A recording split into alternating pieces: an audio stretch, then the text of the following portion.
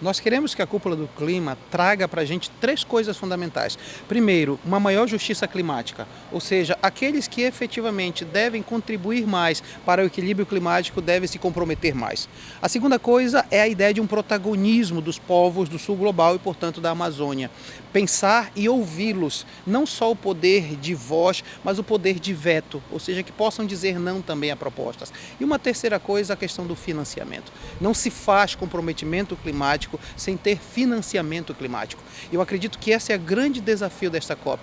Os países se comprometerem a financiar, e aqui o financiamento não é empréstimo, o financiamento é doação, de modo tal que os países do sul global se sintam estimulados a fazer políticas de conservação ambiental, mas que tenham dinheiro para tal.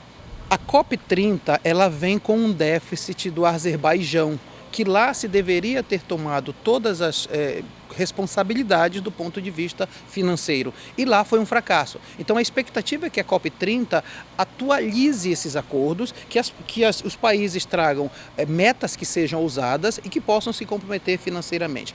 Porém, a gente sabe que existem países que estão poluindo muito, mas que estão sendo negacionistas. É o caso dos Estados Unidos. E quando a gente pensa na ausência dos Estados Unidos desse acordo, isso pode ser um entrave muito grande exatamente para o não cumprimento de algumas metas importantes do ponto de vista climático. Porém, isso também é uma janela de oportunidade. Outros países podem se juntar com a China, com a Rússia, com a Índia, os BRICS em geral, para fazer parte de um compromisso que, não obstante a ausência dos Estados Unidos, possa se chegar a coisas positivas no final da COP. É a primeira vez que a COP acontece em um país do sul global e é a primeira vez na Amazônia, sendo a primeira vez no Brasil.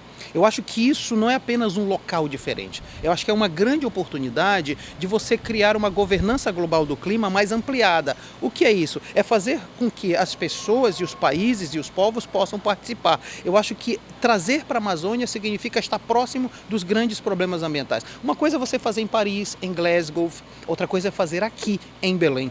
Então eu acredito que o papel de Belém é fundamental, seja pelo ambiente em si, seja porque os problemas ambientais eles são muito próximos de nós. Então isso pode ensejar claramente a ouvir melhor os povos amazônidas. E a outra coisa importante também, pensar a Amazônia para além do Brasil, pensar na Panamazônia. Então envolver Colômbia, envolver Peru, envolver Guiana, Venezuela. Eu acho que quando você cria uma concertação, um acompanhamento que seja de grupo, você tem muito mais força. Eu vejo que a COP pode trazer exatamente isso, um acordo panamazônico para a proteção da Amazônia e ao mesmo tempo a proteção do clima no mundo.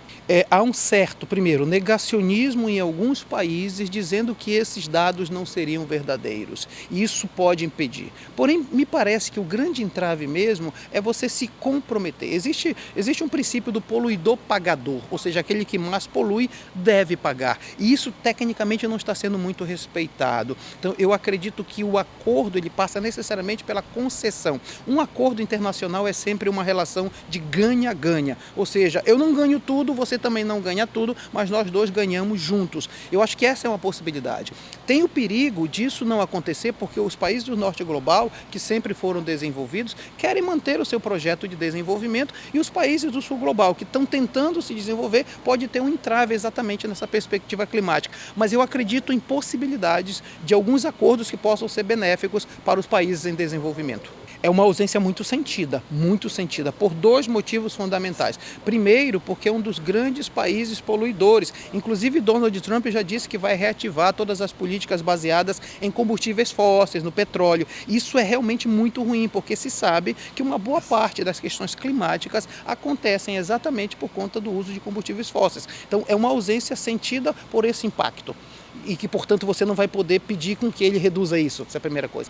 E, do outro lado, a ausência de possibilidade de financiamento, de novo a questão de dinheiro. Então, a ausência dos Estados Unidos é uma fonte de recursos financeiros que não vai jorrar.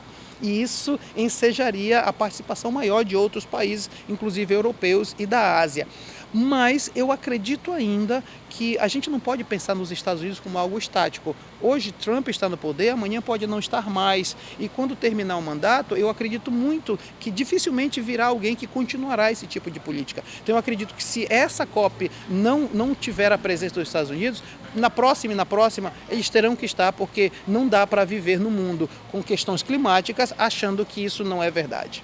Então, nós vivemos num mundo muito complicado do ponto de vista geopolítico. Nós temos a diminuição do poder dos Estados Unidos como hegemonia internacional, a ascensão da China de maneira diferente, porque ela ascende com um conjunto de outros países, os BRICS, por exemplo. Isso torna um crescimento e o decrescimento de uma hegemonia um lugar de conflito. Nenhuma hegemonia cresce sem que haja um conflito. Eu tenho receio que esse conflito, essa narrativa, ela escale para uma guerra maior e, portanto, os exercícios militares que estão acontecendo com tecnologia nuclear, isso espanta um pouco.